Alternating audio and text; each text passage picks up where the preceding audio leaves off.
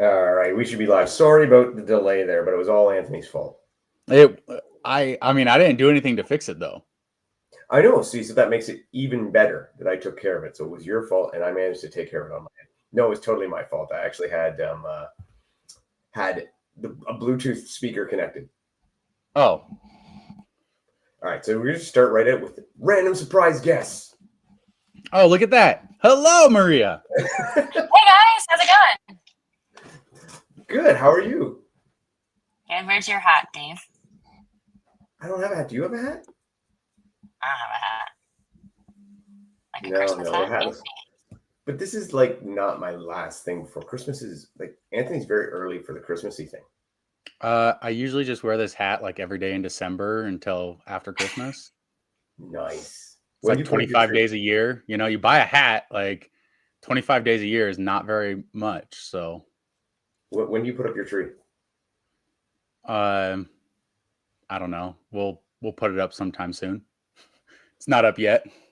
It depends. It's different every year. I throw mine up. I try to throw it up. Riley puts it up early, but I try to throw it up after my daughter's birthday is December 3rd. So it's like do her birthday and then get it up, you know?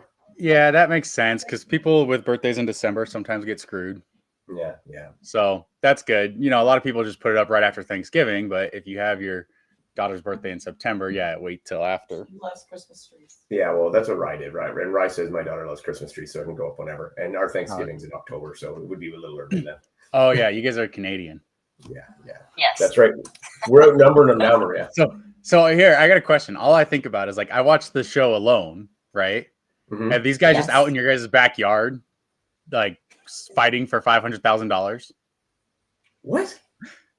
You never watched the show Alone? The show Alone, yeah. It's actually pretty good, but it's in like remote BC. So like, no, not our backyard. It depends on where it's at. They've had it in like remote Mongolia and remote Patagonia, but some of them are like at the Great Slave Lake or Reindeer Lake or something. So they're all up further north, just inside or outside the Arctic Circle. But I'm just like, yeah, these guys are up in Canada. And so, you know, somewhere up there that it's all happening. Baffin Island. Yeah. That'll work. All right. Should we like talk about like what we're supposed to talk about and not Matt stuff? Because this is like what Matt usually does. Isn't he? He talks about things that aren't relevant. Well, you can have a little bit. Yeah. Let's talk about the things. So we got questions already. Like there were 3 Hyrox races that happened this past weekend. You're looking at Anaheim, Marseille, and Stockholm. And then I took notes because okay. So Maria might be able to answer the first question. I don't know because I haven't had a chance to talk to him. But do you know what happened to Austin Azar with his timing chip and everything? Yes. So I saw Austin after his race and he didn't have a timing chip on his ankle. He said it fell off midway through. And I don't think he knows exactly where it fell off. And because I looked down, I'm like, you're not wearing a timing chip. And people, when I did the live stream, were saying, we can't see Austin's results. Do you know what happened? Is he still in the race? And I could see him in like 5th. And then I talked to him after and his chip fell off halfway through because they did those like thicker Velcro ones. I know they're usually Velcro, but it was like a thicker padded one. So I don't know. He said it fell off. I don't like the Velcro straps they do. They like chafe my leg because I didn't wear long enough socks and they scratch you up down there. I know. I learned that lesson. High socks are important. I know. Yeah, I was watching too. I never saw Austin's chip clicking at all. I was like, oh, but I just thought it was malfunctioning. No, it fell off. It wasn't his best race anyway, so I don't think he really cared anyway. So is he going to get a finishing time? Yeah, he did. But time-wise, I mean, like... Time-wise, I think he was like around an hour, which is, I think, what he has done previously. But I think when we looked at the results, his finish time like dropped to like 1:12 for some reason. So I'm not really sure what happened.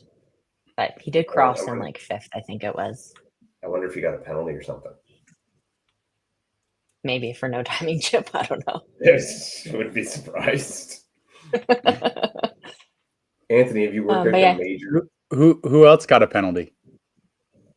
I'm sure we'll get Tell us all about it, Maria. What happened? So I got the sled pull penalty My back heel hit the line once, and Yusuf warned me, and then on the last like 2 meters of my pull, apparently it hit it again.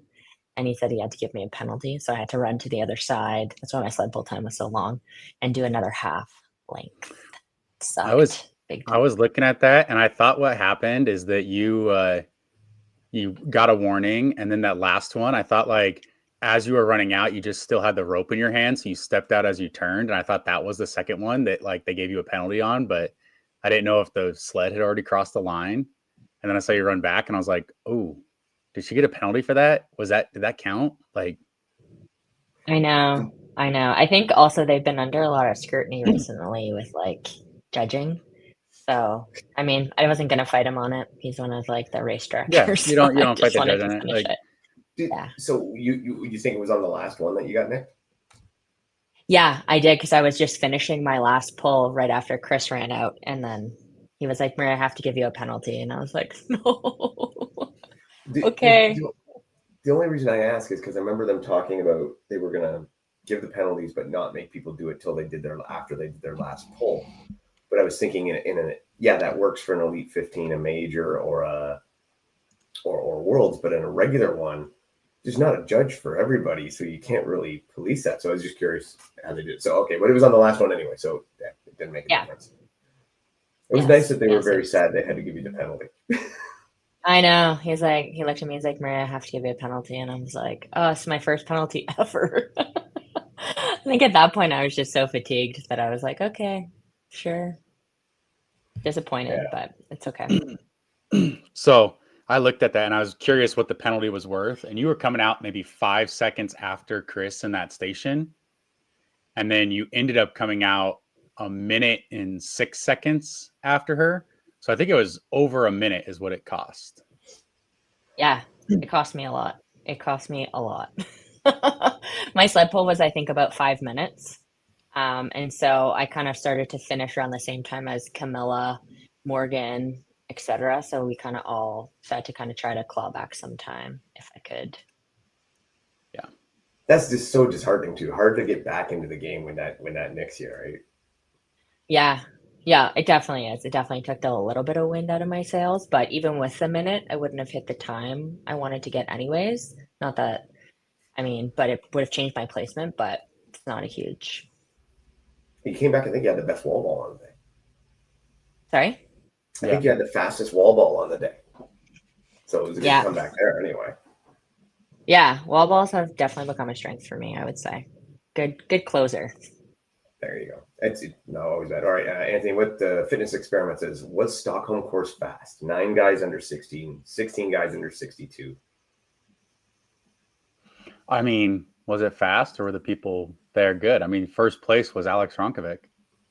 I've heard running 55 something. So 55:42. So was the course fast, or was it not? I mean, he ran just a quick like talk, think about in Nice, how much did Alex beat Hunter by?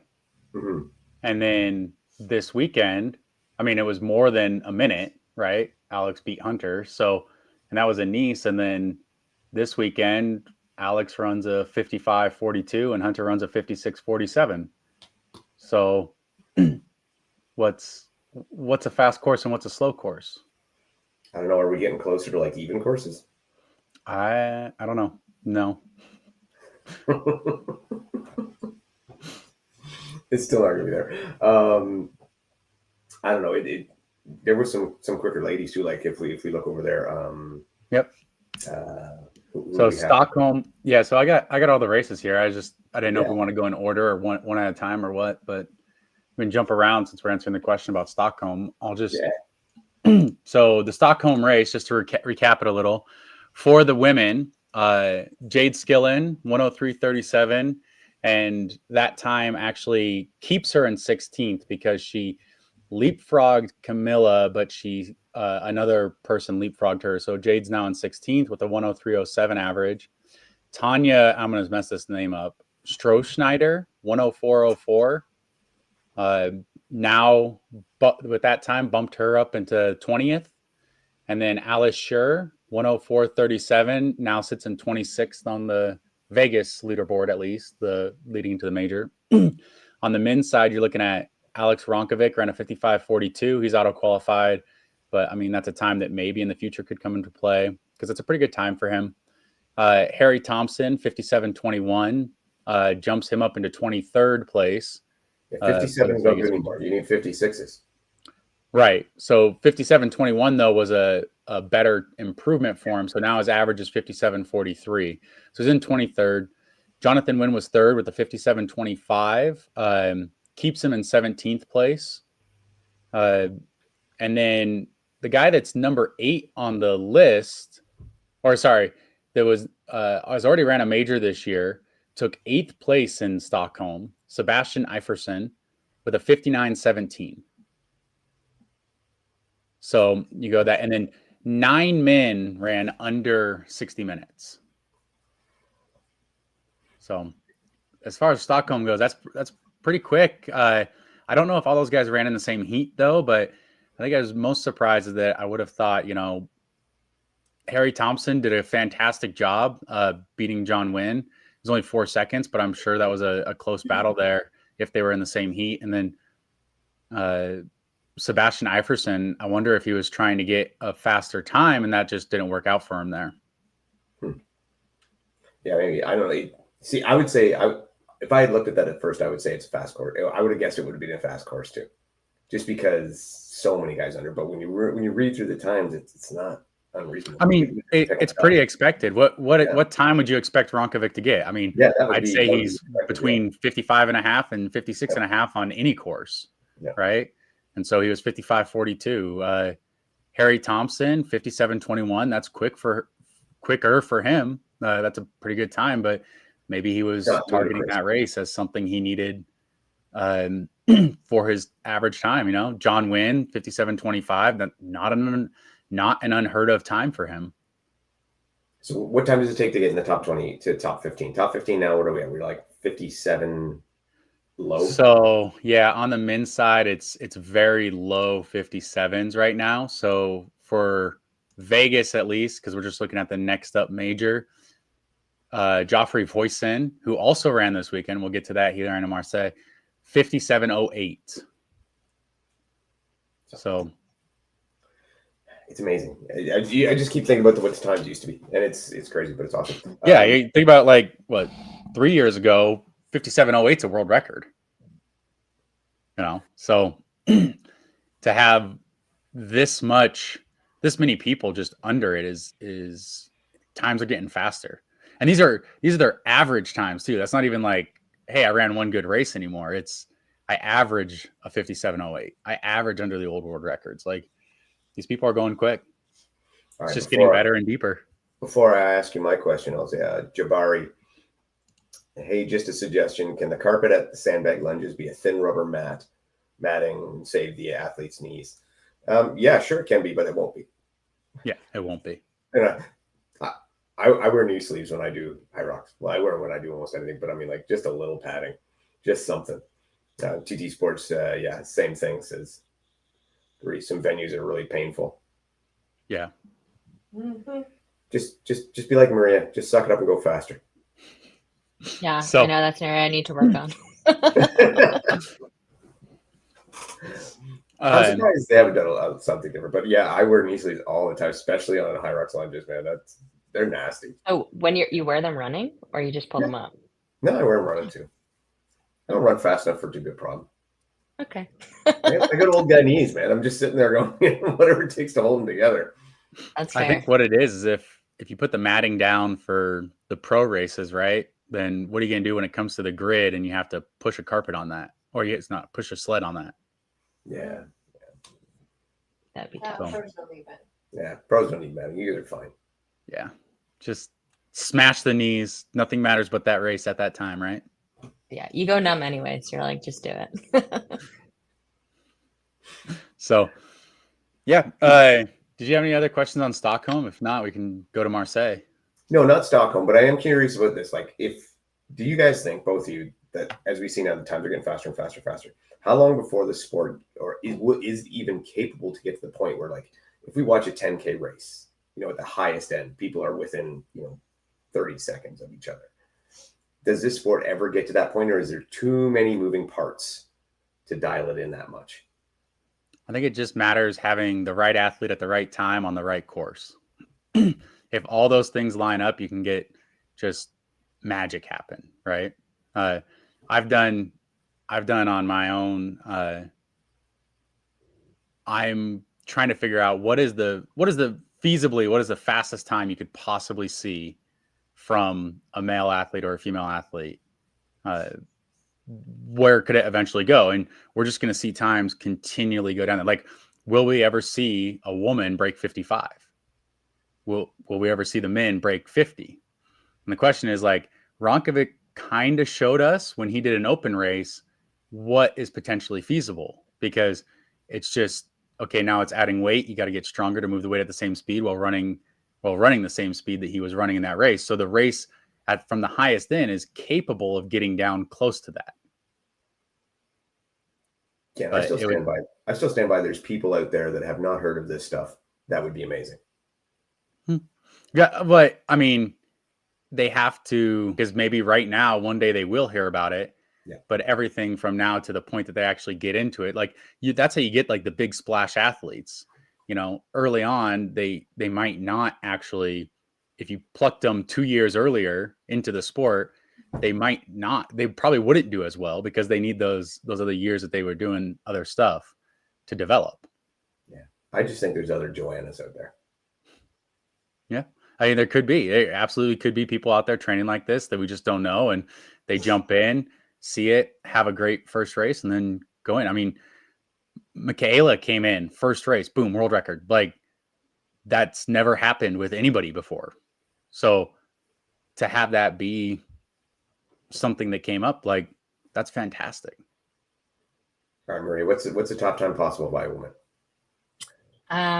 Yeah, I would hope for like a 55 or a sub 55 is possible. I think I agree with Anthony. It's really like comes down to the athlete, the right day, the right course. As much as they try to standardize, I've noticed that they have had very similar outlines, especially in the North American races, like the way that they've set it up. But it really depends on like the day, the rock zone, how many people are there. Like, I think there's just so many different factors that go into executing a really well executed race. And it just has to be like your day, good course for you, depending if you're a great runner, maybe it's longer straightaways or like, less turning and stuff like that. I know they try to do it as much as possible, but again, I think it's just very course dependent. But I would love to see like a sub 55 for women one day. All right. Speaking of less people, what do you guys think about them having, I guess it was like a rabbit run out in front of the elite men and essentially clear the course? If you're not doing that for the women too, and you're not doing it for every single heat, then that's kind of an unfair competitive advantage for anybody that gets it. Yeah, I think they even did a little bit of that in Anaheim. Like the announcer, when the men went out, was pushing all the doubles women outside to make space for, the men coming through, which again, I think, yeah, it makes it challenging for us also because we're also trying to get times. Yeah, it's a mass participation sport. Every one of those peoples that you're pushing out of the way has a right to like their best time too. They're there for a fun, enjoyable race. Like, yeah, I understand, you want the pro man. They're trying to get a fast time, but so are those people. So you can't hinder their race just because, like, if you are trying to do that, then wait for the course to be clear.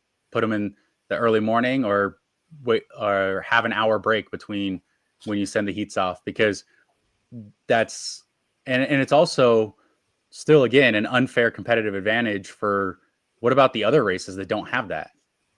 Like, that's not something that should be happening unless it's happening everywhere. Well, and so two things. One, and Maria can attest to this from Toronto, they don't always put the top elites in the same heat. So the first heat going out gets this trailblaze for them, and then the next heat doesn't. And then even where I saw, so I mean, just it's unfair from there to there. And then even when I saw with Hunter, and I'm just using Hunter as an example, it's not any fault of his own because they did this for all the male leaders, but when they go to the burpees, they're like scooting everybody out of the way.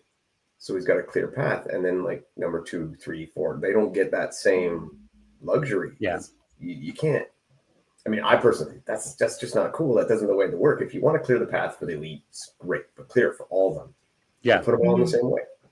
So anyway, that was just something that bothered me when you were talking about, people on the course. I'm like, yeah, I don't like when it's because I heard some people saying, oh, and mostly this was some influencers I heard saying, oh, it was great. They had someone run in front with a whistle and clearing the path. I'm like, well, that's not cool. Now, what you do need to do is I don't know if everybody else saw this on the stream. There was a little kid that got just drilled by Jason Carroll running at the crosswalk. Kid went flying during the men's pro race in Anaheim. One of our previous episodes with Dylan Scott, he said he put the shoulder to it. But it's like running backwards on the track. Yeah, he had nowhere to go. Yeah, I mean, yeah, I get like you're in the middle of a race and everything. People are doing this, but that could really cause an injury too. So if we're trying to make it clear and we're trying to like avoid it as a safety thing, then yeah, you can have it clear, but you're going to have to find some way because people are going to go to the least path of resistance. They're going to go to the inside if that's where like if they're allowed to hug the rail, they're going to hug the rail. I don't know if you watch both the men's and women's race. And the women's race, there were guys, because I think there was like doubles men that had gone before the elite women. And there were guys that for their heat, they might have been first place in their heat. They're running fast, but they're not running as fast as Jen Thompson was or something. And she got stuck right behind one of them and he wouldn't move out of the way because he was a fast runner too, but she was running faster. And so what's fast is pretty arbitrary. So yeah, like I've said from the beginning, label that thing as a passing lane. Don't label it as a slow or fast lane. Label it as a passing lane. For us, you keep right. But just like with driving, people just drive in the passing lane. They'll just but at least it's something because people just sit there and I'm fast. Yeah. I belong in this lane. Right, but the people that are already like listening and saying, "Oh, I'm not supposed to cross this line," they're already not doing it. The people that aren't listening are still crossing the line. They're not going to listen if you change the wording. I think I did see this email go out, and it might have been from like Hyrox, like in the UK or Europe or something, and it was telling people if you're 4:15 per kilometer, you can stay on the inside lane. Otherwise, you have to stay on the outside lane. I think Mike showed it to me. I would have to double check, but I think I saw that. Even that would get congested. Right here is exactly what he said. Michael Nolan saying it too. Try to stop people. Yes. Okay. Then it was from somewhere, right? Mike showed me that, and I was like, interesting. So they even tried, but that's only that I haven't seen that in North America or an email like that sent out. Maybe I'm not paying attention, but I've never seen that. But even then too, again, I think it's still challenging to really like police and try to get people out of the way unless you like put more time between heats. Like the LCQ last year in Anaheim was perfect. They gave us like 30 minutes. I think it was spread, and like we didn't have a congested course and you could run your race. Or like in Anaheim, don't let a doubles go out in front of the singles pros, because that's twice as many people on the course. Like hold the doubles till after the pro race. At least. How about we just send the pro men and women first? I mean, you can do that too. I like the evening races better than the morning ones. I think it allows the athletes time to prepare and everything versus the morning where like you might mess up their schedules. So I get you, but I mean, like, just it's the best way to make sure the course is good. One, that the carpets aren't going to be all sweated on and stuff's going to move better. That burpees aren't going to be slippery. I heard them complaining about that recently somewhere over that the carpet in the burpees, I think that was in the UK. The carpet was slippery. The sleds, it will be less humid and they'll move better. And I just send them first. Yeah. Solves a lot in my mind. All right. You want to talk about Marseille? So Marseille, I mean, so what's interesting to me is that like people said was Stockholm fast, but really like times from Marseille were as fast, if not faster. So which one was the fast course? And is it a fast course, or is it just the people on that course at that time? This is something that Jack Bauer has to start posting his results from through Jack's butt every time. Just there's a course, just put it out there so we can all have it public knowledge. Here, I have to put this up because my wife said it, and if I don't, I'll be in trouble. Just read the signs, people. Do you read while you're running? Me? No. Yeah. I just assume I belong in the slow lane. Those Couple of us who people run slowly do. We have more time. Yes, slow people. Yeah, Have more right. time. The people that are already out of the fast lane are the ones that are reading the signs. The people that are to blame or at fault for staying in there are not looking at it anyway. Mm-hmm. So you have to get their attention. That's something you come across like engineering wise with like traffic engineering. You have to, how do you get somebody from going the wrong way on a freeway or something? You got to put a bunch of signs and everything up, but if they're already going the wrong way, there's something missing or they're drunk or something. So you have to, how can you make it as noticeable as possible to get somebody to realize that they're doing it the wrong way? He's a pessimist. yeah, I think so. I don't know. I think it's one of those deals we're going to continue to struggle with, and the best way is just to have a clear course. Yeah. So, Hyrox Marseille, just to go over the results. Min Alan Plo, I don't know how to say his last name, Ploj, 58.24. Now he's in 30th place with a 58.26 average. Joffrey Voisin, 59.38, was in second. So he remains in 15th place on the major leaderboard with a 57.08 average. So he's 2 minutes and 30 seconds behind his average.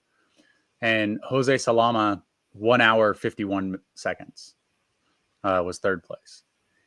Women, Lucy Proctor ran a 101.39.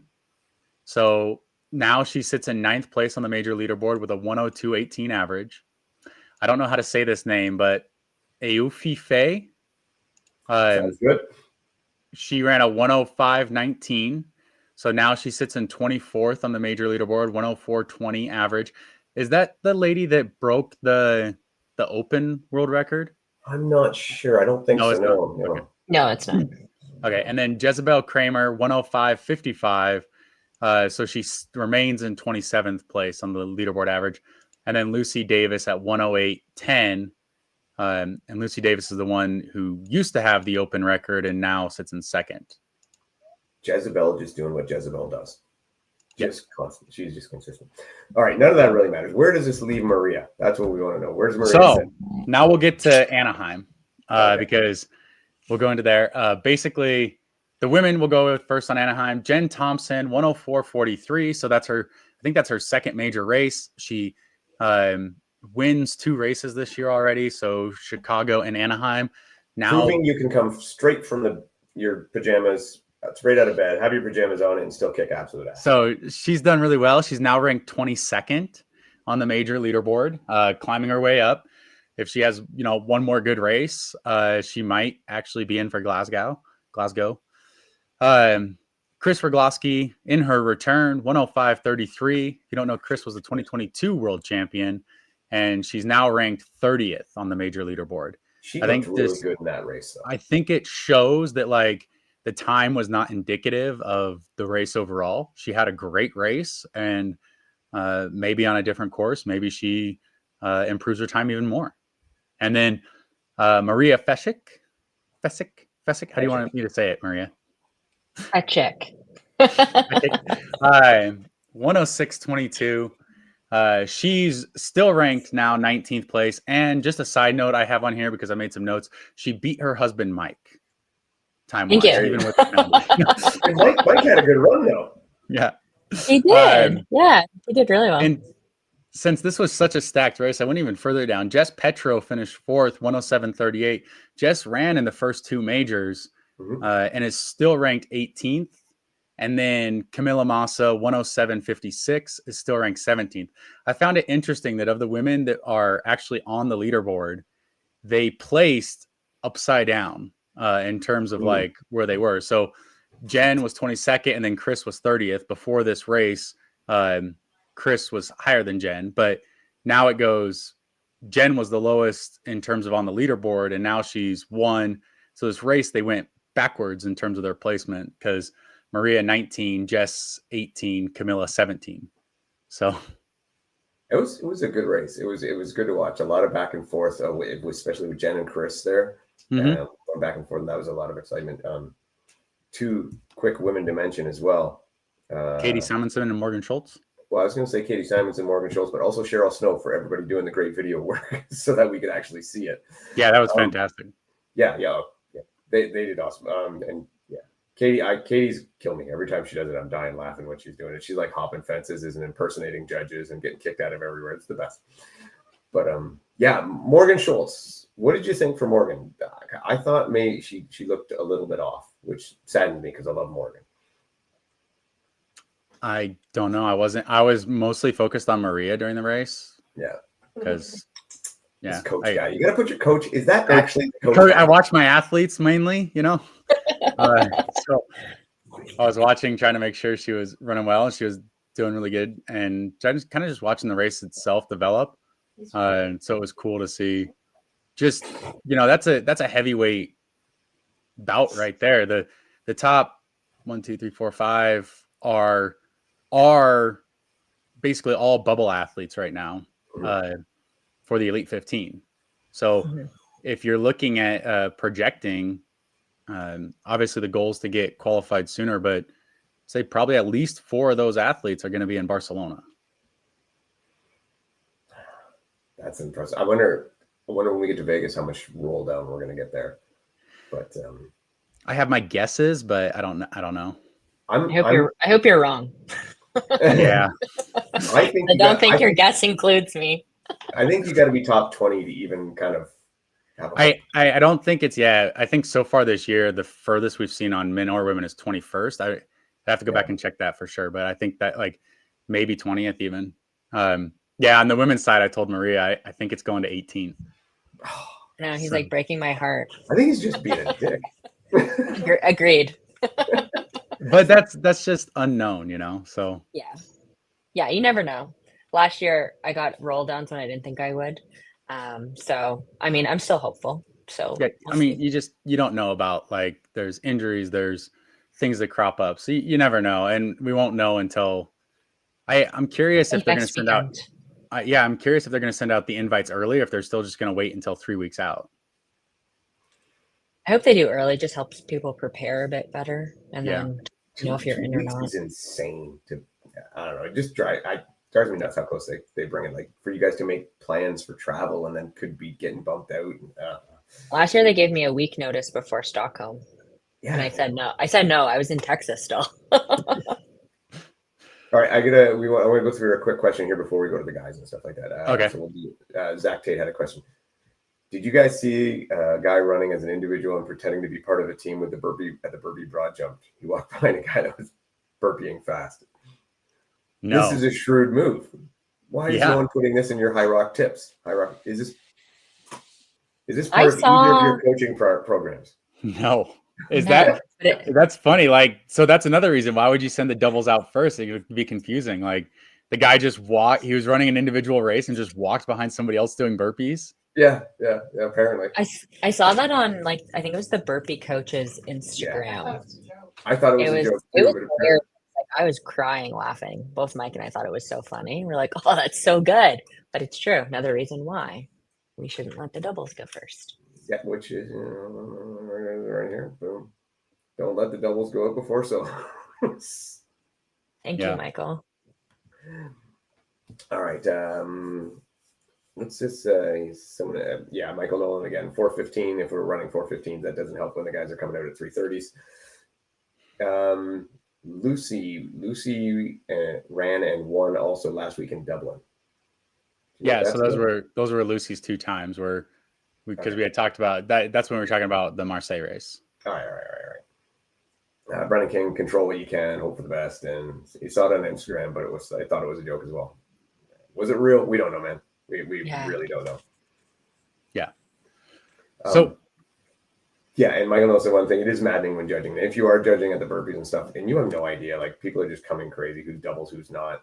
Even when you come to wall balls, you have to ask people: so are you pro, open, doubles? What are we doing here? And just slows down. Anyway, all right, go to the men. Yeah, so on the men's side, you had Hunter McIntyre win with a 56.47. He's auto qualified, so the time really probably won't affect him.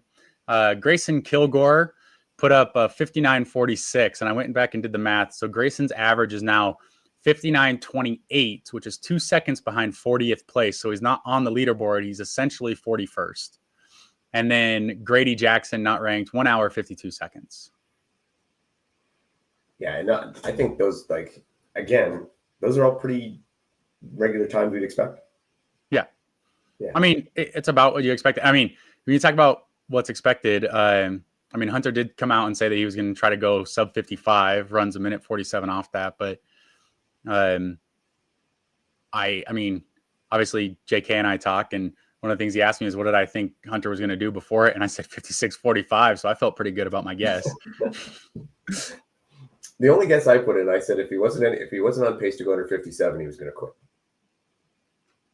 I mean, so I was doing the math like during the race about where he was at, and he had an amazing farmer carry. It was like 116 or something. I just was sitting there thinking, I was like, wow, did they give him the 53 pounders in each hand instead of the 70s? You know, like he was running with it. But there was, after the rower, he was on pace, assumed on pace for a 57 flat. After the farmer carry, it was like 56:30, and then kind of like deteriorated a little bit there till the end. But 56:47 is his final time. I mean, that's a fast time. That's close to what his 2 years ago world record was. I mean, it's still one of his like top 5 or 6 times. So yeah, the farmers carry too had I know at least with one woman in the top of the elites there only did 1 lap and caught a 3-minute penalty on that one. When you guys talked about reading signs, there were signs that said like make sure you do another lap or that there's 2. But one judge did say it reminded me to do 2 laps, but I knew ahead of time that we had to. That was the first time, other than at Worlds. Well, I guess like that was Worlds in France this year. They did the 2 laps. For the age group. It was the hard. I mean, I guess watching a little bit when we were watching, we're like, did they do 2? Did they do 1? And I remember like when you were running near Camilla, we're like, oh, she passed Camilla. Nope, wait, maybe she didn't. Oh, yep, she did. Trying to figure it out because it was like she on first lap or the second lap. But we knew somebody would get dinged with that. I wonder how many people in total got it. So I was just checking because I was curious. Hunter, he's ran 23 races. I mean, I guess I could separate it out into pro or let's see, pro and elite. So he's ran 16 races as an individual, either pro or elite. This is his 5th fastest time. So it's not like unexpected time from him. It's not a slow time from him. Like it's just where he's at now. I thought he looked solid. I thought everything looked good. I mean, he looked good. Like he looked like he's in a training block getting ready for something. I mean, he looked strong on the stations he should be on. He had some good running. His burpees, he took a pretty long break at one point and looked like he was hunched over breathing. But I mean, that's stuff that'll he'll train and get out of it. So he'll continue to keep going, and it'll be a good race in Vegas. Yeah, I thought for this part of the year, I thought he looked really good. I thought he looked decent. There was a couple times I was like you, and even on the sleds, but he's taking his strategic breaks. And the burpees, I've seen him look more bouncy on the burpees before, where he's got that short hop thing going on. And he looked like he was taking more time on the ground before he'd get up. So I didn't know if that was deliberate just to pace or if that was fatigue. It looked like an interval workout for him. Like he would have short bursts and then like either slow float or complete rest. Like that's what most of the workout itself looked like. Yeah. And then they said he's skiing at one point at like 130. Yeah, crazy fast on the machines. I don't know. That's a quick ski. I know he didn't hold that pace the whole time, but even to hit that for a while on there. Yeah, but him and Ronkovic both do that. They both come out on the machines really hot. They're down in the 135, 1 to 140 range for maybe 200 meters of their ski or row. Yeah. I don't know. It was good. It was good. He was good. Anybody else catch your eye on that one? No, I was curious what happened to Austin. I don't know where he actually finished versus this, but it probably wasn't his best race considering only 2 guys went under an hour. Well, they placed him in 24th, I think. Oh, okay. Yeah, that was like the official result, but I think he crossed the line in 5th. Yeah, and there was there's no penalty listed on his thing. Yeah, so I'm not sure how they came up with that time. I don't think there's actual splits or anything on his finish time. Like you don't see where it fell off. I don't know if you do now. No, nothing. There's absolutely nothing there. You don't even see where it fell off. Like you could No. probably tell eventually, right? So maybe that's the penalty they just gave him for like, okay, we saw you the whole way. We know what you did and we saw where you finished, but We're just gonna add 12 minutes to your time or that's whatever. if it is, that's a pretty arbitrary kind of thing to do. Yeah, that's a big penalty. Well, it's not just a big penalty. I don't know if it's like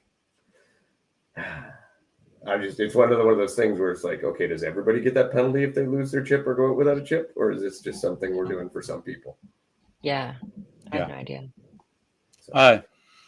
So I don't know if you want to go over everything else that happened this last weekend, but there was that Athex that went on too. That's the only other event I could think of this last weekend. Well, I thought it was kind of interesting, but I didn't get to see a lot of the coverage, and I thought that Matt would probably want to talk about that when he gets back, because he was there firsthand suffering. So I didn't see a lot of it. All I know is that Kate Davey went there with a partner, and they had a lot of fun, and they won their group or division or whatever it was. It does look like a good time. Have you heard of it before, Maria? Athex? I follow some athletes in the UK, so I see it on their stories and stuff, but I don't really know too much about it. I think they kind of set it up where it's like 3 things where it's like they have an endurance bit where you're on the ergs and bike erg and run and everything. It's usually as a team. And then there's like a Metcon, and then there's like a lift.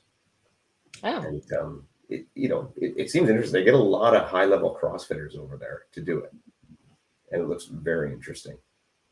It's like a hybrid style race then. Yeah. Yeah. But it's like heats, right? So it's not all at once. You do each individual section and they tally up the points and stuff like that. I think that'd be fun.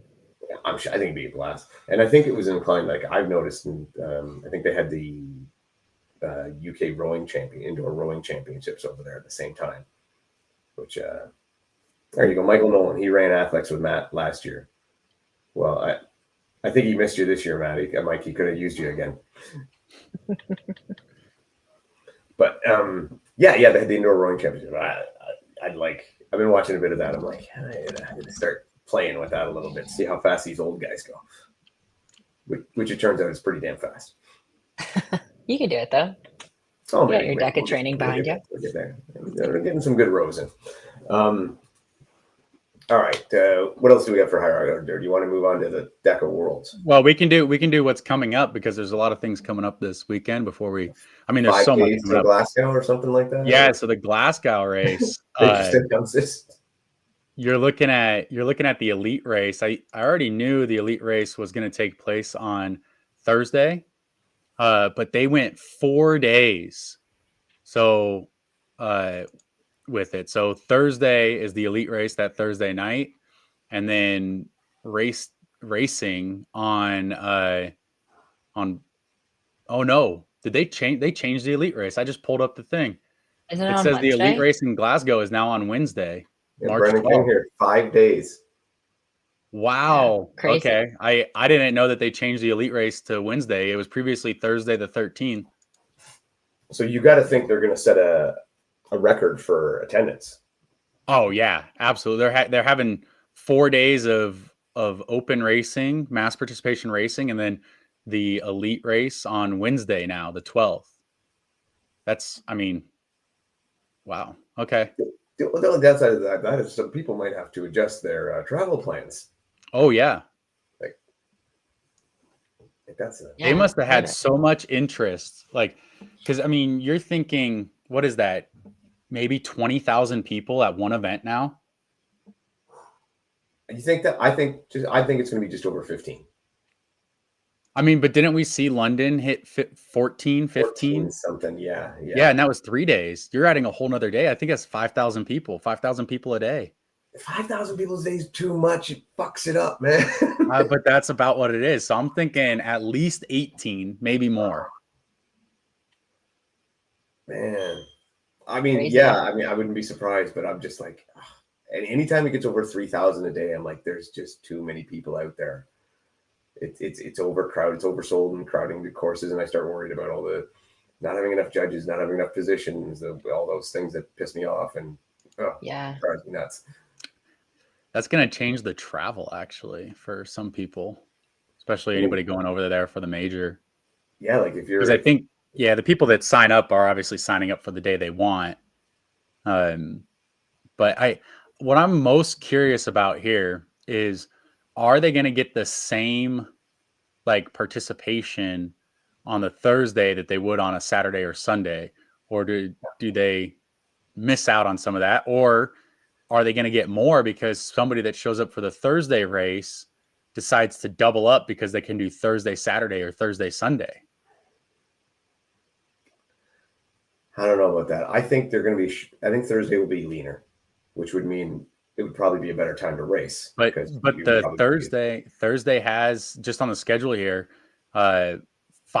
almost 6 hours worth of Hyrox Open Min heats. It has pro doubles women, pro women, doubles mixed, pro men, and pro doubles men all on one day. Is this now the most popular sport in Scotland? I mean, that's gotta be. Whereas like the Friday, the 14th, only has doubles men, open women, and doubles women. But doubles is huge over there though. But it's, I mean, both days you're looking at it running from 8 a.m. to 8:30 p.m. on the schedule, at least for every day. So they don't repeat category. So whatever, so you said all pros are on, like pro women. No. So pro are on, if you're racing pro women, you could race on Thursday or Saturday. Oh, okay. Pro men is Thursday or Saturday. Doubles men is Friday or Sunday. Well, don't you think that many people, a lot of people would be traveling, like they don't actually probably live there? So I feel like I don't necessarily think Thursday would be any leaner. Yeah. I mean, Sunday is the only day with relay though. So relay only happens the last day. So sorry, I did it click in? Is you have the elite going? This is for the major. So you have the major going on Wednesday. And so the major is now Wednesday the 12th. And are they having a regular pro wave as well? Because I remember sometimes they do not do that. So on Thursday and Saturday, there's pro women and pro men. So they didn't do that when they used to combine the majors on the European and North American championships. But apparently this year they took that away. So here's the question. How many days do you have to wait for podium awards? I bet you they only do awards on Saturday and Sundays. I bet you it's only Sunday. Well, I mean you don't have the pro women aren't going to race on Sunday, so you could have their awards on Saturday. Okay. Yeah. Same with so some of the divisions where they're not racing on Sunday, you would have their awards the earliest possible time. Yeah. I don't know. That's a lot. That is a lot. Yeah, it's big. 18,000, 17.5 over under total participants. 75 over under. Man, well, I'll take the under just because you're taking the over. Yeah, I would take the over. Maria? I would say over as well. All right. We'll get a case of athletic brew if I lose. So you're looking at like 4,400 participants a day to get the over. That's unbelievable. I think that's reasonable. It is. I just, I want less. I want 3,000 a day. That's my number. Right. Hyrox is nuts when they had 400 runners and finished by 4 p.m. Yeah. Those days are long gone by here. Yeah. Wow. All right. So upcoming events this weekend. Do you guys know this coming weekend is the last weekend before the long winter break of Hyrox, where there's no Hyrox races between December 15th and January 24th. So you get about 6 weeks of a break without an event. And that's basically Melbourne or Frankfurt all the way until Manchester. And then the weekend after Manchester is the next major in Las Vegas. I guess. Yeah. Maria, will you be going anywhere during that time? No. There you go. In that break? It's about yes, time. I also know. Yeah, I know. Say that to Anthony, actually. Yeah. What? I said it's about time she took a break. Yeah. What was I gonna say? No, at least I won't know. My ranking won't change until after next weekend, till Vegas. So that's also lets me sleep at night. So this is big. I went through and figured out everybody that's racing, and there's obviously we'll get to Melbourne because it's the elite doubles, the first elite doubles one. Yes. We don't know what the coverage of it's going to be, but I'm assuming it's probably going to be like the last chance qualifier where they release a post production, right? Maybe. Yeah. Hopefully, but we don't know. I'm disappointed because I think that's going to be awesome racing. I'm very excited about the doubles. So we'll get to the doubles, but just this is how loaded the last race before qualifying is. I'll get to the men here in just a second, but the women racing in Frankfurt for the women. Number 12, Zara Piergianni. Number 13, Lena Putters. Number 14, Jana Liebenstedt. Number 15, Seka Arning. Number 16, Jade Skillen. Number 25, Rebecca Nader. Number 33, Simone Feld. Number 34, Sabrina Hahn. Number 35, Beatrice Ardell. Number 36, Magdalene Schubert. And 2019 world champion, Imke Selander. Imke's back. Imke likes these. I swear she has to come back every now and again just to keep her Instagram going. So there's so many women in this race that you're looking at. Like, why are you trying to give Maria anxiety? Why are you gonna be like that? What's up? You should have told me to leave already. Well, 1, 2, 3, 4, 5 of them are already ranked ahead of you, and the next one behind you is 25th. And that'd be Rebecca Nader. And then some in the 30s. So it don't matter. You just got to go crush them. You just crush the races you can crush. But wait, am I going to Frankfurt? Sure. Do you want to go to Frankfurt? You better get on a plane. No. I'm going to stay in Canada. So this is the kind of like field, and I expect the same thing as Anaheim. Like, I don't expect all of these women to be racing in Barcelona, but this is the type of field, if you combine this and Anaheim, you would expect to see in Barcelona. Yeah. So it's just tight. It's just good. It's a tight race. Going to be very. I feel for you, Maria, but this is and you too, Anthony, because you guys, there's stress. Yeah. Me, I am just enjoying the entertainment. But Dave, how do we get coverage of it? Yeah. You guys send Katie over. Katie and Cheryl. Go. We need, how can we watch this race? That's what I want to know. So this is the one in the Frankfurt. Where is it again? Frankfurt. Oh, the Frankfurt is just the last race before the break. Melbourne is going to be the Elite 15 doubles. We'll get to Melbourne, but we got to talk to Meg. Meg will have connections over in Germany. Again, we'll get someone over there to do it.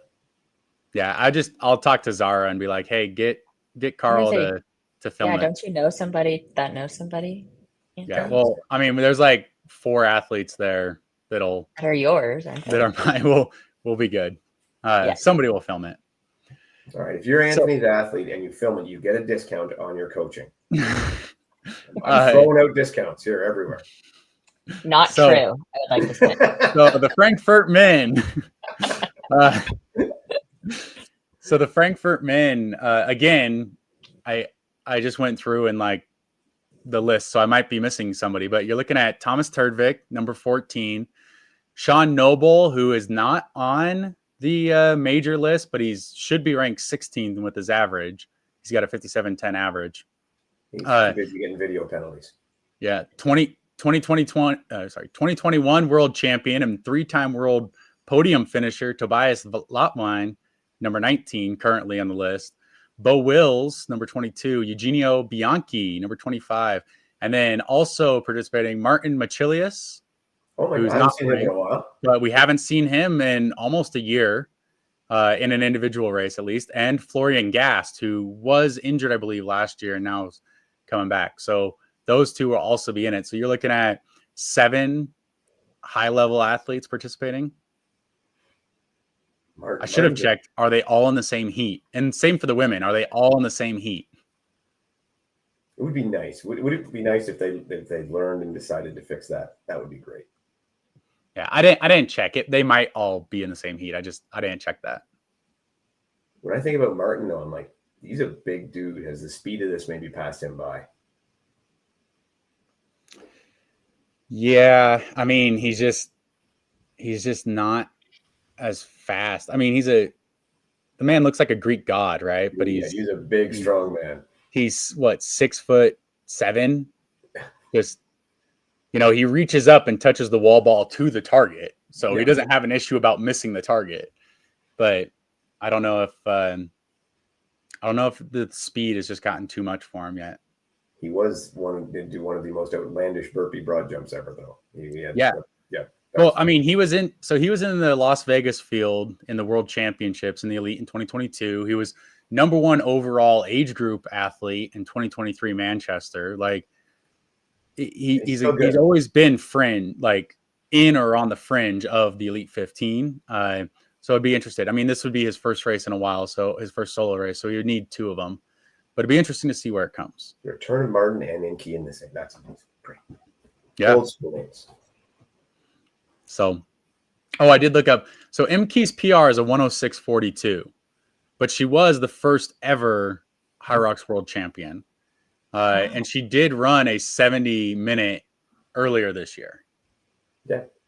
No, she was always pretty good. Yeah. Like she was, and that was back when she won it. I mean, it was still the Wild West. Things were not very. She won it when it was 25 meters down and back for the sleds.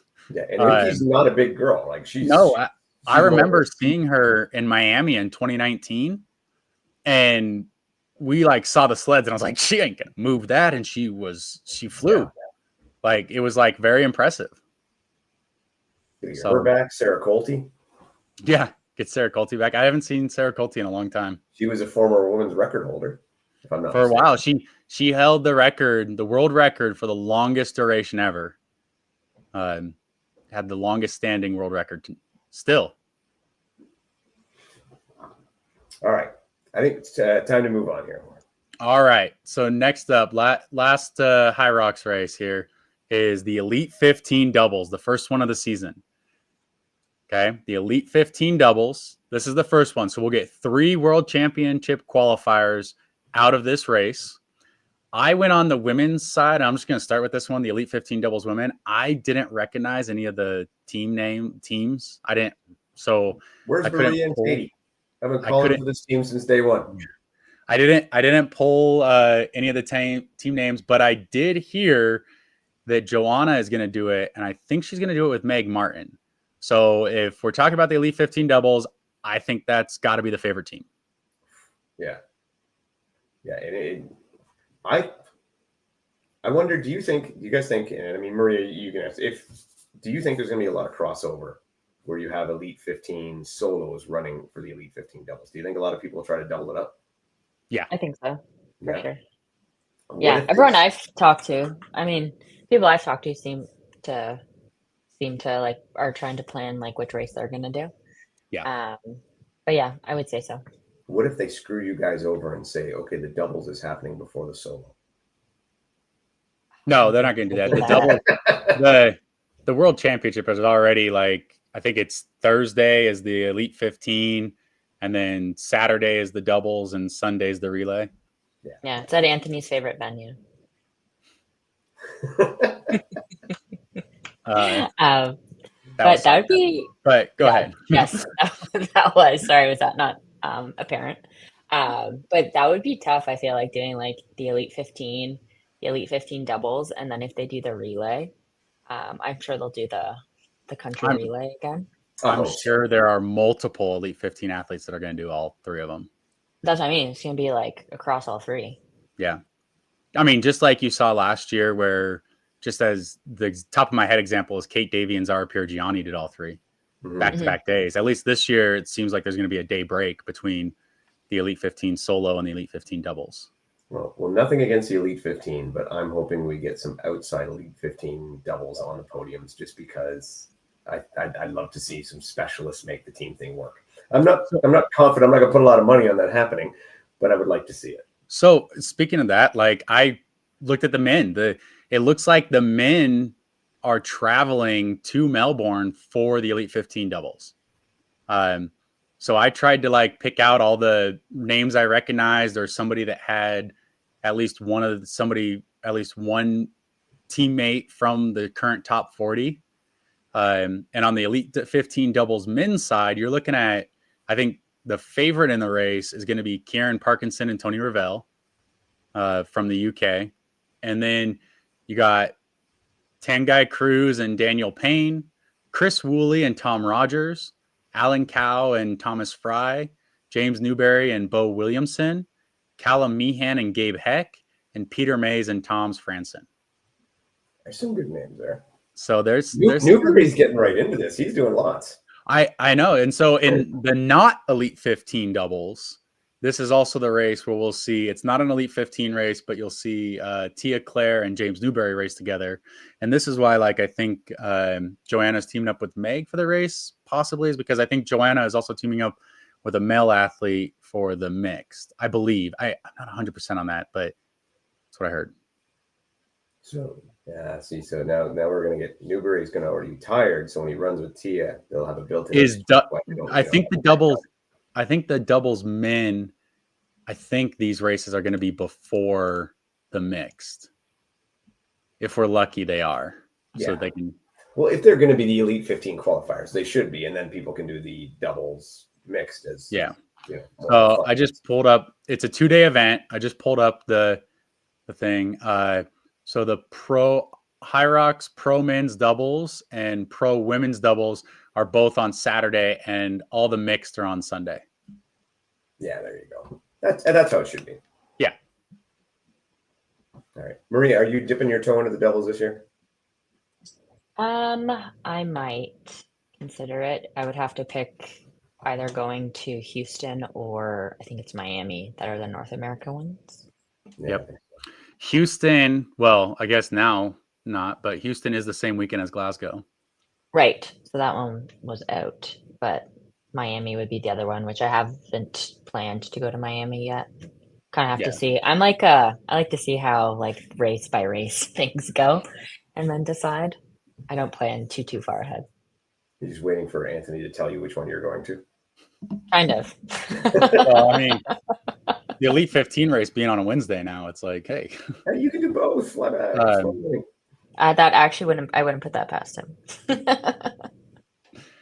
All right. So that's Hyrox. You guys got anything else from Hyrox before we can project forward that Vegas is the next major? It's been a fun season so far. I'm really looking forward to Vegas. It's been going. I'm Hyrox. Are you going to Vegas, Dave? Yep. Oh, good. Yeah. Good. We're gonna go and we're gonna run our doubles and we're gonna enjoy Vegas. It's a little vacation for us, mini vacation. Nice. That's awesome. Yeah. Cool. So, you want anything else, or you want to go on to DEKA Fit? I think good. We can hit DEKA. Let's hit DEKA. We're an hour in it anyway, so we might as well. Yeah, might as well. Maria, if you want to talk about DEKA Fit, or thank you for jumping on. Either way. Yeah. I don't know too much about DEKA Fit. We got to get Maria out to one. I can't do the box jump over thing. I got to figure that one out. Just step over. Yeah, but I don't have the coordination. You see, like the really good people and how they do it. It's like a dance move. It's like this very nice like icing in hockey, right? Just toe tap. So Anthony knows nothing about hockey, by the way. Oh, I know. He's got the Utah Hockey Club now. No, yeah. Well, I was in Vegas when they had the Golden Knights first there that first season. That was impactful. So that'd be fun to go watch a game in Vegas. Yeah, it is fun. I've been to quite a few of them. Have you? Yeah.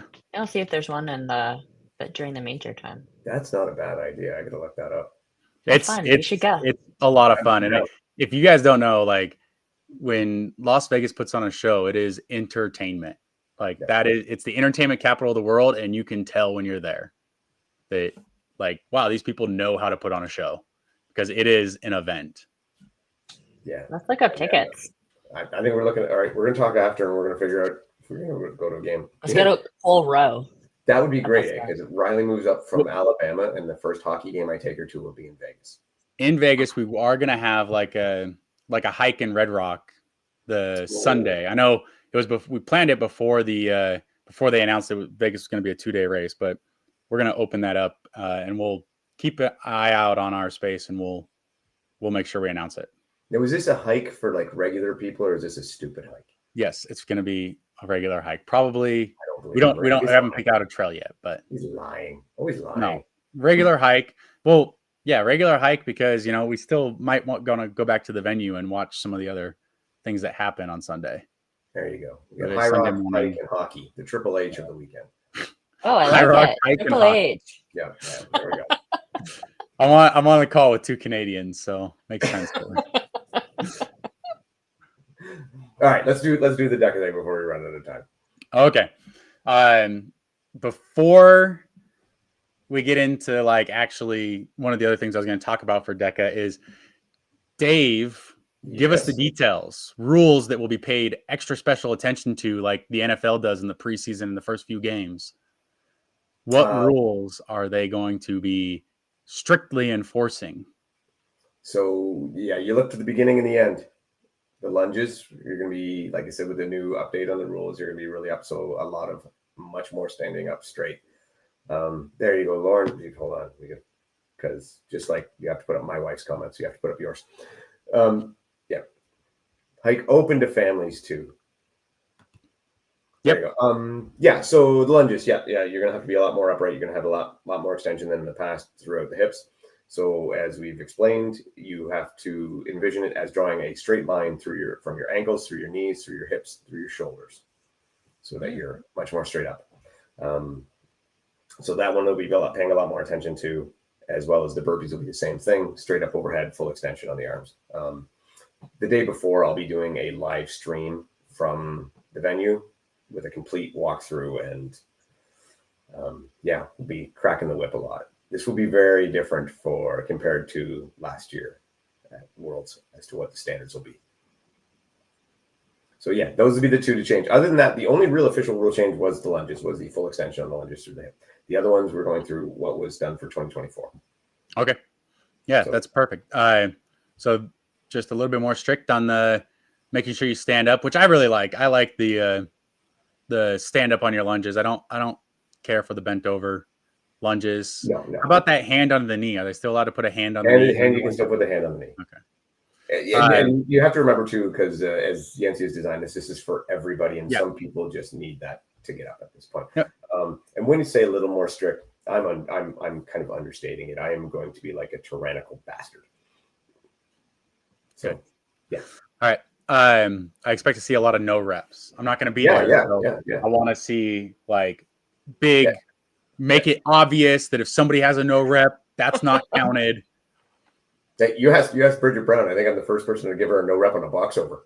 Are we gonna see like an elite athlete cry with how strict you're being, or are we okay. Likely Jack Bauer? It'll be Jack. Probably. Likely Jack Bauer. There you go. Just because we're talking about the comments too. Back to that hike after Vegas.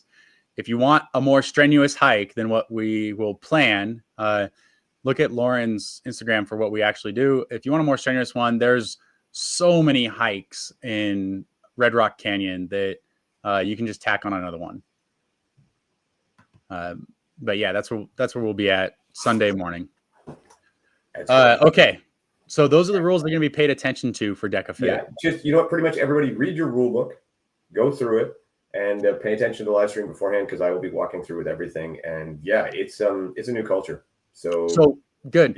What safety wise, because these are the 2 that I was curious about, is what about on the sit-ups where they just throw the ball at the sit-up on the last rep and it bounces away? And so they haven't changed anything for that yet. But the other ones, obviously the RAM set downs is still the same. It's about a 30-second penalty, I believe. And the dumbbells, same deal. If you set down the dumbbells carelessly outside of the zone they're supposed to be put in, that's a 30-second penalty. And those are the only things that I will actually review on video review. Okay. Is safety violations. Yeah, safety violations. Okay. That's fantastic. Yeah. And is it time penalty or is it automatic DQ? Those are time penalties. Okay. If you were to do something that was deliberately unsafe, like that, like shove another athlete over or by any stretch, verbally or physically assault a judge, yeah, you get DQ'd faster in your head. What if I go to set down my ram and it has a little bounce to it, and I set it down but drop it 3 inches off the ground, it bounces and rolls into the athlete next to me? No, that's a penalty too. You get 30-second penalty for that. Okay. For sure. What if it breaks their ankle by rolling into their lane? Well, then they're allowed to take the ram and break your ankle. They're allowed to break your ankle. That's the way it works. That's the rule. Yeah. You heard it. You heard it from Dave. Yeah. If someone breaks your ankle, you can break theirs back. All right. I just want to call out and acknowledge some people that I think was really impressive. I was trying to like do this for all the age groups and everything, but it was it took me quite a while just to do it for the elites. So I'm going to leave it at that, and maybe somebody else can do it for the age groups and so show how impressive it is. But Triple Crown eligible. So these are people that are in the elite category for women in all three Deca Fit, Deca Mile, and Deca Strong. And there's 3 women: Tara Jackson, Katie Duke, and Janelle Teal. Yeah. And I think if you're talking for Triple Crown to actually win all 3, yeah, you and every year we've done this, Tara has had a chance. So she's the only woman to have won all 3, just never. She's the only one, isn't she? No, she's not the only one to podium in all 3 in the same race. Her and Alondra did it. Yeah, Alondra did second across the board in Atlantic City. And Tara went 1-3-1 or 1-1-3. 1-1-3. Yeah. And so then the following year, last year, she won the mile, which she had taken 3rd in the year before. She was like 2-1-5, I think, last year. So and then she has some really good times. She's the number 1 seed, I believe, for Strong and Mile. Yeah. And then like the 3 seed for Fit. Yep. So she's got a good chance. The elite men, there's only 2 men that are in all 3 for the elite field, and that's Colin Stiefer and Cole Walkington. Yeah. I don't think either one will be able to pull off the Triple Crown. I could see maybe Colin maybe podiuming in all 3. Yeah, it's really tough with Rylan in both the mile and the strong, if he shows up to him. Yeah.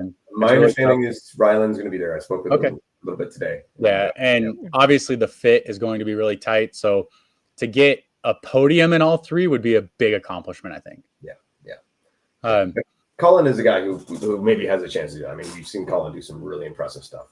And then these people, there's multiple of them.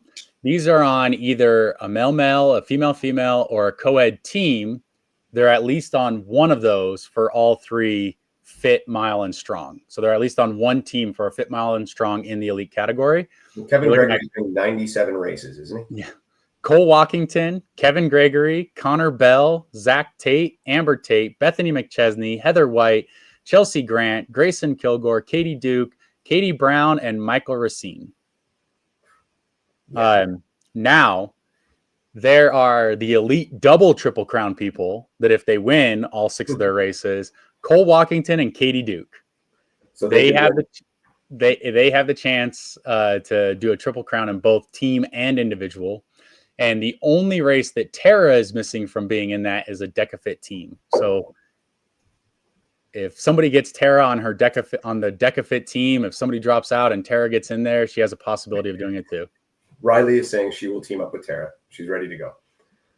I keep telling people who say they're going to team up with Tara, it's not all it's cracked up to be. She is evil. She's very mean. She can drag me. We did a team together, and it was very funny. We had a strategy put together where we were going to share the ski, and I got going on the ski, and I'm like, "You ready?" And she's like, "Nope, you're on your own." Oh no! Great. Yeah. So out of those, I mean, that's obviously a great lineup of people with the Triple Crown.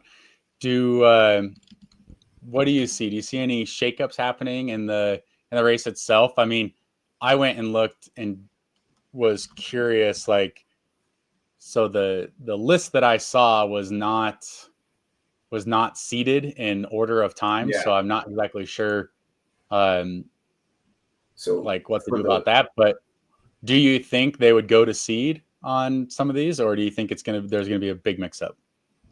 I think there could be a bit of a mix up. I know not massive, but I do know this year I think to the women's one, where I know because Heather and Bethany for the first year they're trying to essentially sweep all three. So they've won the first 2 fits at the World Championship, and this is the first time they'll be teamed up for the mile and the strong. So they're trying to do their version of the Triple Crown.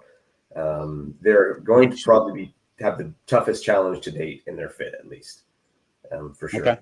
Because Bridget Brown, and I'm trying to remember her partner's name, are very good, as well as Amber and her partner. Oh my God, Karen. You said in the fit? Yeah. So Amber Tate and Karen Goudry. Yeah. And then you're looking at Bethany McChesney, Heather White, and Bridget Brown and Lexi Hazel. Yeah, no, Bridget and Lexi have the fastest time this year, but Heather and Bethany have the record for all time. Okay. So it's a good matchup. It should be a good run. And I was there when I saw Bridget and her partner Lexi run together, and they're solid. So I'm gonna say then, out of anybody on the Triple Crown eligible list, in terms of the teams, you probably think that Bethany and Heather, who are teamed up for all 3, have the best chance of getting that Triple Crown. Yeah, well, see, I think like if I was to call it, I think they got their best shot in the fit, and we go down to the strong, and there is some really fast teams in that strong.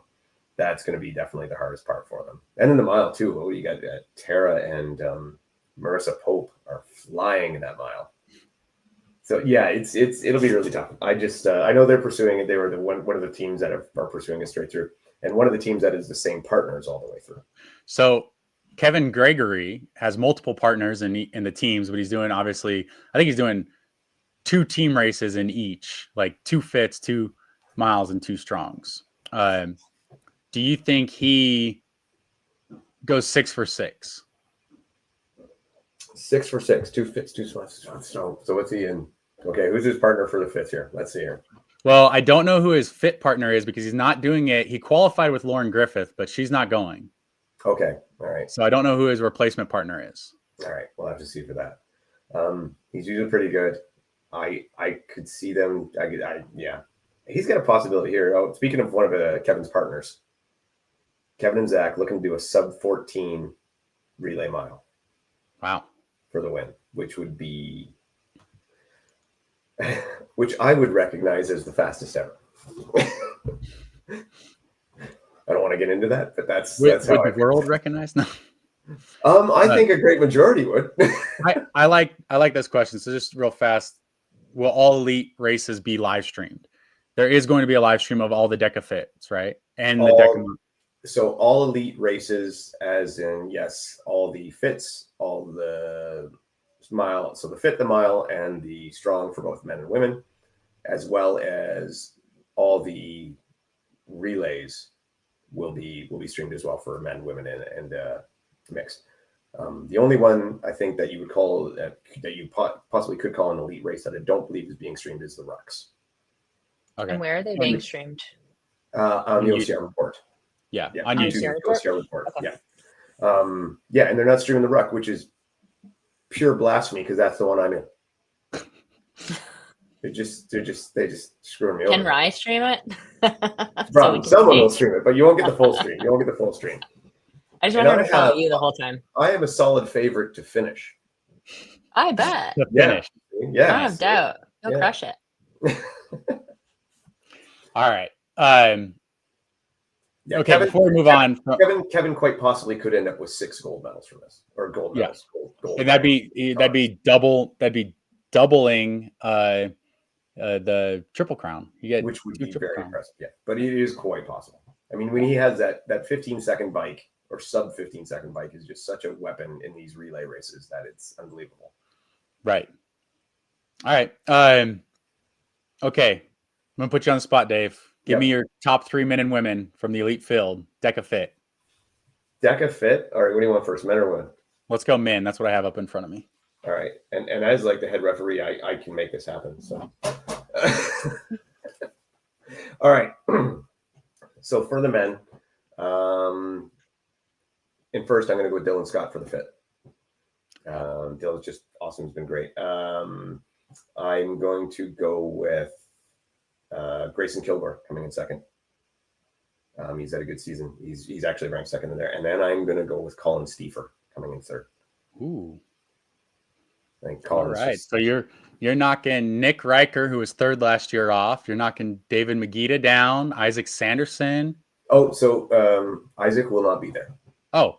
Yeah, okay. Isaac had to pull out just this week. He put out a post on Instagram. He wasn't going to be able to make it, which he was very disappointed because he was planning to go. Yeah. Nice. So, but yeah, I got. I think Colin's ready to put in. I think he's fit and he's ready to go.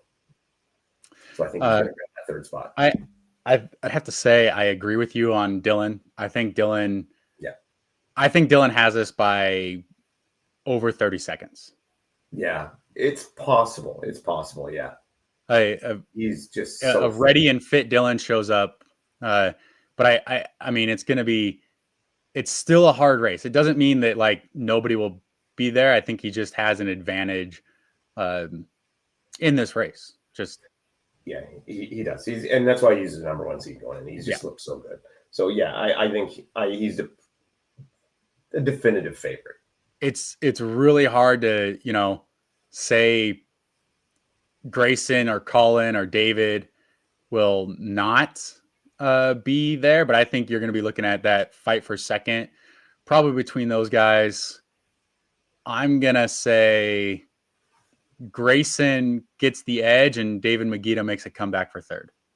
Yeah, and Magida, you see, Magida is just the one. I mean, he's just like his Hyrox, right? He's just there. He could finish 10th if he's not feeling well. Yep. And if he's feeling really good, he could win.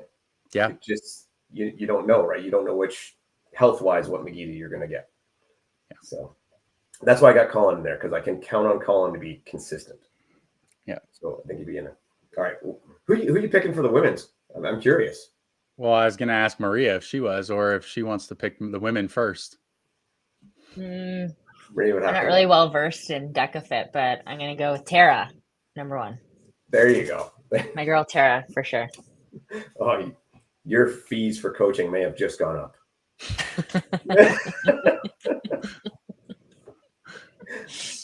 I think number one, I'm gonna pick my wife, but that's just because I'm gonna pick her. I didn't even know Lauren was competing. Sorry, Lauren and/or Tara. All right, you got Lauren. Who do you got? I think about the other women in here, like Tara, Morgan, Bridget. Those are they're all going to be really tough. I mean, Morgan won it last year, right? So Morgan put on a display last year.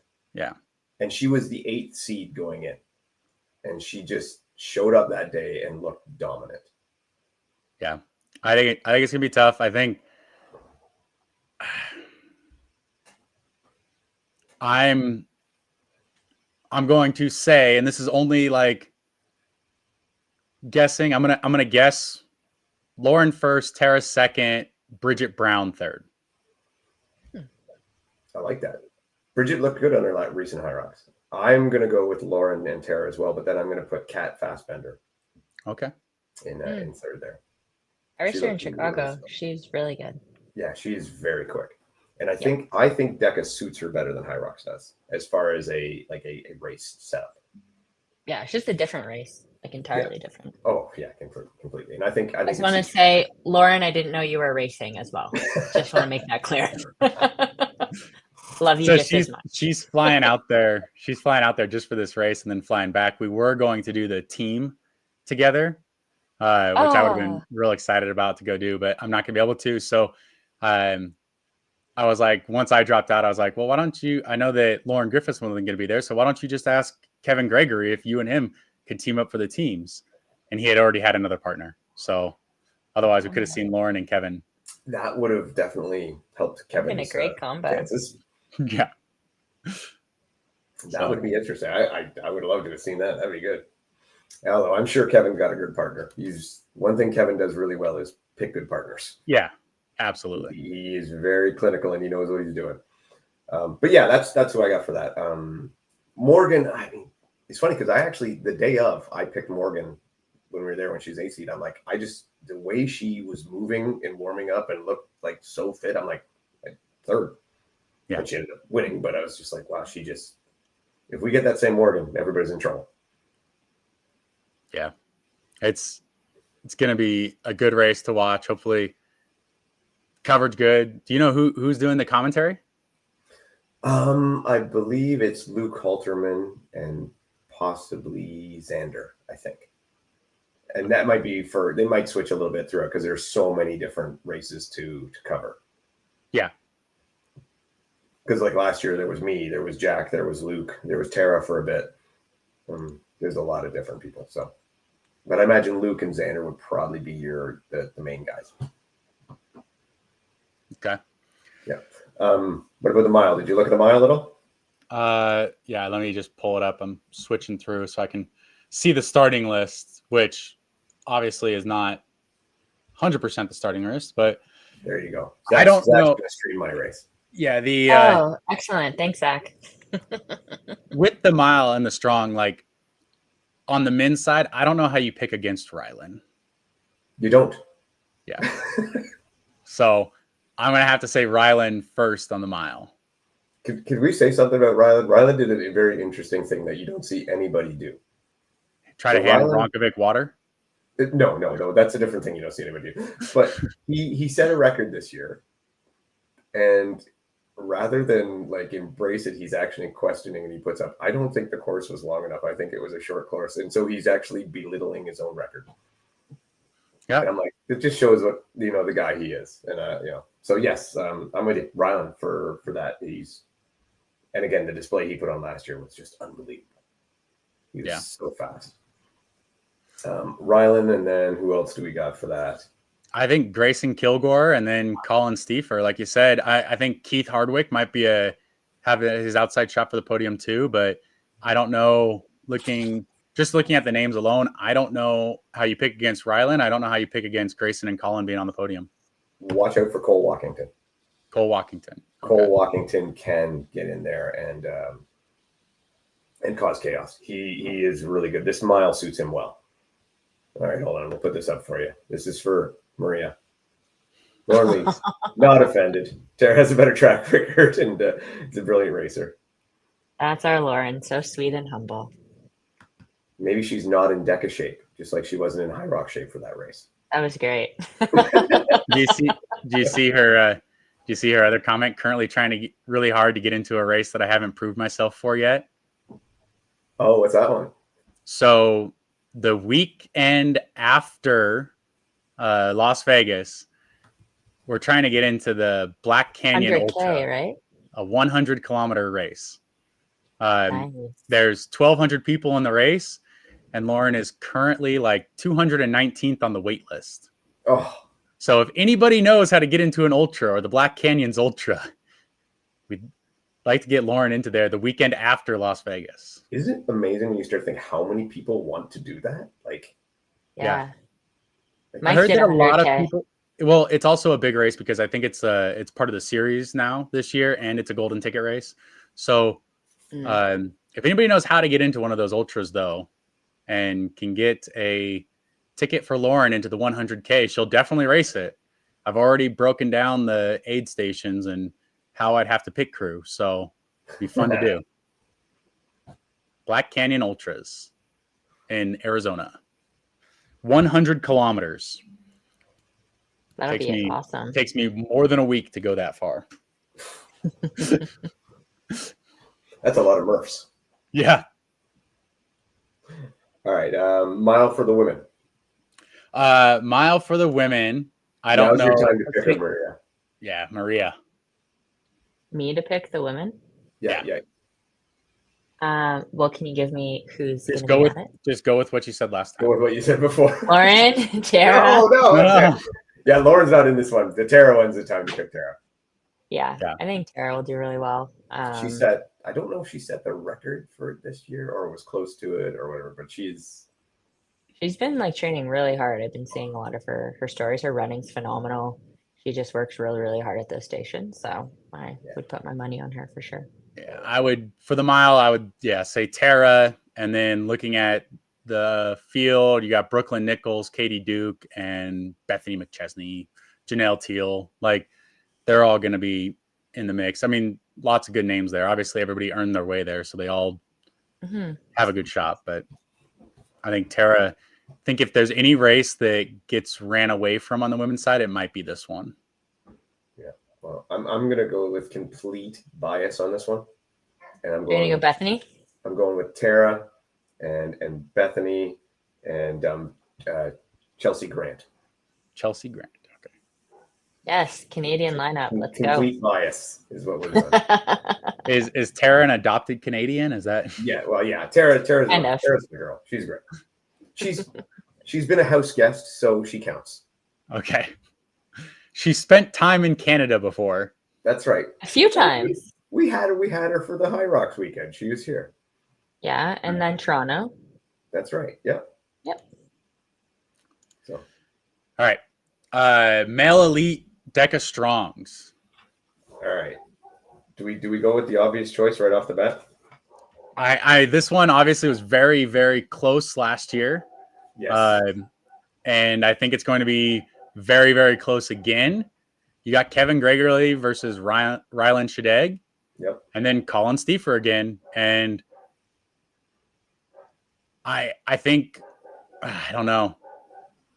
Do you pick against Kevin? No. As good as Rylan is, this is just what Kevin does. Yeah. And I know Rylan is, put it this way, Kevin's not, he's got to earn it. Rylan will make him earn it. Oh yeah. But I do think that Kevin's got to be the guy. I mean, he just lives and breathes this race. Yeah. And he's got skills the other guys just don't. Yeah, I don't see. I mean, I think it's like we talked about, Kevin and Rylan, 1, 2, what the order is. If Rylan was 100% and we hadn't talked about his breathing issues this last year, maybe like he's a little higher. Maybe he's 1 and Kevin's 2, but back and forth, I think that maybe Kevin has this one again and takes the victory. Yeah. And then someone that can fight for it, I believe he's coming over from overseas, Jaku Duprat. Okay. And he's got. I don't know all the names here, so I'm sorry. Yeah, he's a different one. He's just very strong over in Europe. He's coming over for it. So I mean, I don't think he'd be coming over if he didn't think he'd have a good shot. Yeah. So he could get in the mix for there. I don't see him taking Kevin or Rylan, but he could fight for that third spot. Give Colin a run. And the thing with this one is it's such a short race. A little mistake can be the end of it, right? Yeah. It doesn't take much. A no rep on a burpee can be the one that does you in. Mm-hmm. So, and we all know Dave's going to be out there handing out those no reps. So like the sword of Damocles dangling over your head. Oh, God. Just randomly. No, it's going to be a great race. It'll be a lot of fun. It was one of the highlights of last year. The eruption when Kevin come off that bike and did a 15-second bike was insanity. And that's what's crazy is that like a lot of these other guys are doing 45, 35, 45-second bikes. And so you don't even watch Kevin get on. He walks up to the bike, adjusts the seat, gets on, and he's off before the other guys are done. And you're like, what happened? Oh my gosh. Like it's such a big change. Yeah. It's a complete game changer. It's that one knockout punch that he's just always got. Yeah. And he tailors his whole race around it. Yeah. I mean, he could, pace the rest of the race for what for him would be an easy 11:30 or something, yeah. Right? And then knock that one out of the park, and all of a sudden he's the favorite. Yeah. So and it's just hold on after that. Yeah. And he's underrated for his ability to do burpees and things like that. Like he still moves very well. Yeah. So it'd be exciting. His warm-up race, I guess he just did down last weekend down in Florida. First thing he did, he got on the bike and snapped the chain. Really? Yeah. Oh yeah, I saw that. What did they do? He jumped on the next one. Didn't he? Yeah. The funny part was it looked like it was a regular occurrence for him. Like he didn't even hesitate. He's like, oh, okay, here we go. He knew what happened, went over to the other one. I mean, I've had the chain fall off my bike a few times, but he puts out a lot of power. I've been next to him on the bike and he puts out power on it. And so My question is, okay, are they going to have two bikes in his lane? Because we know how they set up the lanes for DEKA Strong. Yeah. Do they need two bikes in his lane? Because otherwise he jumps over into somebody else's lane. Well, last year, him and Amber broke the ski erg, so that they had to do that one. He did have to finish his ski erg one-handed. Wow. Whoa. You just put both hands on one rope. Yeah. I think they had about 100 meters left when it happened. Jeez. That's wild. Holy cow. Yeah, they were chaos out there. But the presence of mind to do that while in the middle of a race going that hard, and just like keep going with it and not worry about the equipment breaking. Because I mean, that's part of the race, right? Like, yeah, that's impressive. Yeah. He's an interesting athlete. And at that time, he says it was actually Amber who broke it. So, we'll see. All right. So last one, the female elite for the DEKA Strong. All right. So there, I'm going with my girl Tara again first. Makes sense. She won it last year, right? No, she was 5th last year. 5th last year. She's actually just did, I think, the fastest time this year recently. She's dialed in. I think she has changed some of her training and has become even more solid on the machines. Mm-hmm. So there's a lot of machine work. Yeah. So I look for Tara to get this one again. What's her? Raquel Ferris, I believe is the way she's on there. I think she's going to come in her second. And I'm going to call another one of my favorites, who is another honorary Canadian, even though she's not Canadian, to come in third, Heather White. Nice. I mean, that's impressive. I know all those names. I'm not as familiar with the DEKA Strong. I would have, obviously picked Tara first. Looking at the other names on here, you said Chelsea Grant. She's on here. Yeah. Brooklyn Nichols, Heather White, Janelle Teal, who was, I believe, 8th last year. 6th, I think.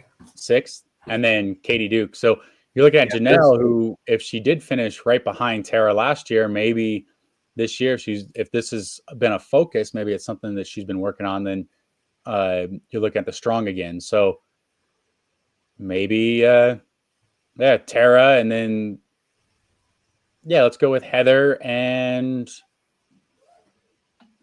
Brooklyn Nichols. I love Brooklyn. She's great.